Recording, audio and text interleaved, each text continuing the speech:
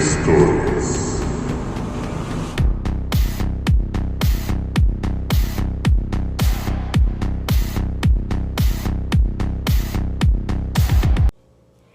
Esta historia es originaria de Baja California Norte. Se llama La Enlutada. Las sombras se alargaban sobre las calles empedradas de una Tijuana aún joven, donde la luz eléctrica apenas lograba abrirse paso entre la densa negrura de las noches. Entre los callejones solitarios, un murmullo recorría los labios de quienes se atrevían a hablar de ella.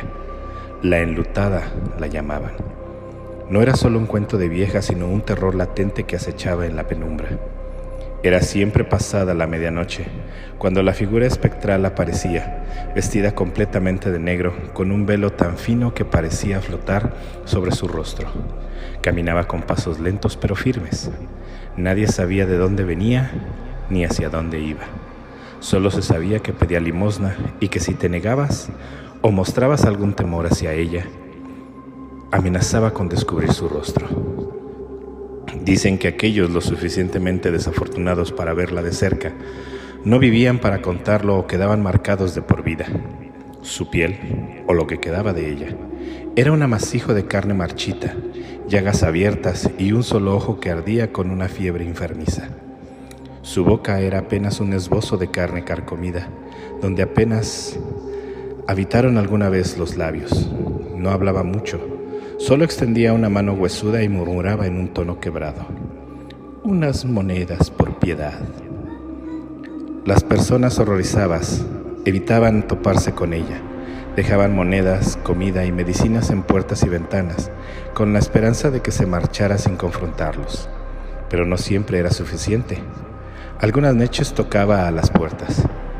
El 29 de mayo de 1957, Antonio Espinosa fumaba un cigarro fuera de su casa, junto a su esposa Teresa García.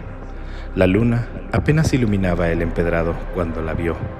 A unos 3 metros de distancia, la mujer enlutada se detuvo. La brisa nocturna agitó su vestido negro y su voz susurrante llegó hasta él. «Buenas noches, unas monedas, señor». Antonio se llevó la mano al bolsillo, pero el terror lo paralizó. Algo en aquella mujer no era natural.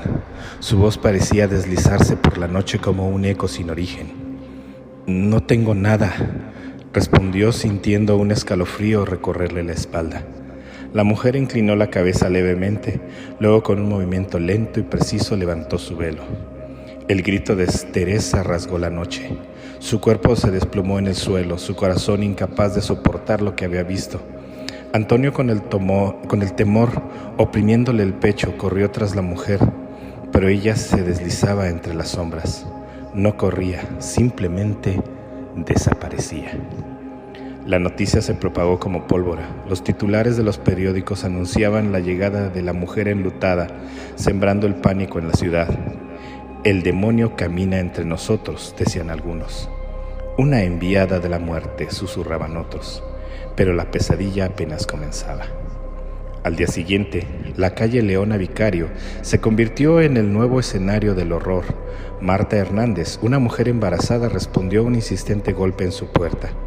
No era común recibir visitas tan tarde, pero pensó que podría tratarse de un vecino necesitado. Abrió y ahí estaba ella. Marta no tuvo tiempo de reaccionar. La mujer elevó su velo y en cuestión de segundos Marta cayó de rodillas, un lamento ahogado en su garganta. Su bebé nunca vería la luz del día. Las autoridades intentaron dar con ella, pero no encontraron rastro. ¿Quién era? ¿De dónde venía? Era una mujer maldita, una enferma desaparecida por la sociedad o algo mucho peor. Las versiones se multiplicaron. Algunos juraban que la habían visto salir de la capilla de Guadalupe. Otros decían que su espectro recorría la ciudad desde tiempos inmemoriales buscando venganza, buscando almas. Lo más perturbador fue el testimonio de un policía que aseguró haberla visto entrar en un callejón sin salida. Corrió tras ella, pero cuando llegó, el callejón estaba vacío. Solo el eco de un susurro quedó flotando en el aire. «Unas monedas por piedad». Desde entonces, los avistamientos disminuyeron, pero nunca cesaron por completo. Algunos dicen que sigue vagando por Tijuana, esperando la medianoche para aparecer en las calles solitarias buscando a su próxima víctima. Y si alguna vez en la noche, en esas noches oscuras, una mujer de negro se acerca a ti y extiende la mano, piénsalo 2 veces antes de mirar su rostro, porque eso podría ser lo último que veas. Buenas noches.